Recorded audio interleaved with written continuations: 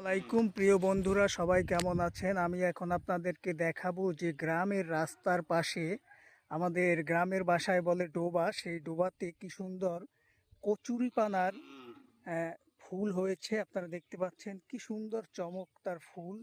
একদম এই পানির ভিতরে যে কচুরিপানা থাকে সেই কচুরিপানায় এই চমৎকার ফুলগুলো ফুটে থাকে। আর সেই ফুলগুলো আমি এখন আপনাদেরকে দেখাচ্ছি যে কি সুন্দর চমৎকার ফুল এই পানির ভিতরে কচুরিপানায় ফুটতে পারে। আপনারা দেখছেন যে কি সুন্দর দেখতে, একদম সাদা ফুল ফুটে আছে পানির ভিতরে কচুরিপানায়।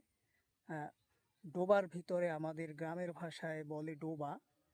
সেই ডোবায় কি সুন্দর কচুরিপানার ফুল ফুটে আছে।